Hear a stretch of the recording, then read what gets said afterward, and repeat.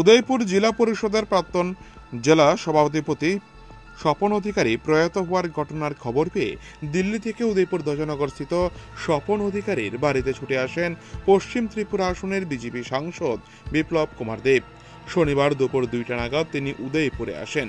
প্রথমেই তিনি পুষ্প দিয়ে প্রয়াত স্বপন অধিকারীর প্রতিকৃতিতে শ্রদ্ধার্ঘ্য নিবেদন করেন। পরে পরিবারের সকল সদস্যদের সাথে একান্তে কথা বলেন বিপ্লব দেব। এদিন তার সাথে ছিলেন 31 রাধাকিশোরপুর মণ্ডলের প্রাক্তন মণ্ডল সভাপতি প্রবীর দাস, সংখ্যালঘু বিজেপি নেতা হারুন চৌধুরী সহ প্রমুখ। দীর্ঘক্ষণ স্বপন অধিকারীর পরিবারের সাথে আলোচনার পর সংবাদ মাধ্যমের মুখোমুখি হয়ে বিপ্লব কুমার দেব জানান, স্বপন বাবুর সাথে তার দীর্ঘদিনের পরিচয়। বিপ্লব দেব জানান, উনার বাবার সাথে স্বপন বাবুর একসাথে রাজনীতি করা। দীর্ঘদিনের পুরনো এই বিজেপি কর্মীর মৃত্যুতে তিনি গভীরভাবে শোকাহত।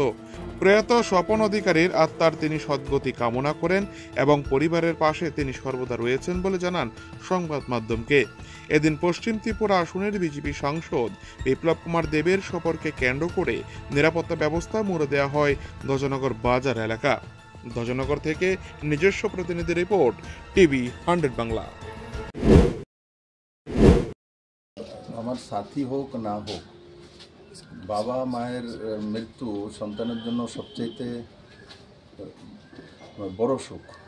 তো স্বাভাবিকভাবে দিদি এখানে আছে, দিদি তো স্বয়ংলক্ষ্মী, ছেলেরা আছেন, পরিবারের বাকি সব লোক আছে। আর কিছুদিন আগে ওনার ভাই, ছোটো ভাই, ওনারও স্বর্গবাস হয়েছে। স্বাভাবিকভাবে এই পরিবারের প্রতি একটা বড় ধাক্কা। আর স্বপন অধিকারী কোনো নতুন ব্যক্তি না, আমার বাবার সঙ্গে রাজনীতিতে ছিল। বিজেপি, ভারতীয় জনতা পার্টির পুরনো কার্যকর্তা, বিভিন্ন পদে কাজ করেছে। আমি ঈশ্বরের কাছে এটাই প্রার্থনা করবো, ওনার আত্মার সদ্গতি হোক, আর পরিবার সবাই মিলে যাতে তার সহন করতে পারে, তার শক্তি বিপুল সীমা প্রদান করুক। আর বাকি দিদি আছে, ছেলেরা আছে, তাদের ভবিষ্যৎ যাতে ঠিকঠাক থাকতে পারে সেটা আমাদের সবার কর্তব্য। তাদের পাশে থাকা, তাদের সঙ্গে মিলিয়ে কাজ করা।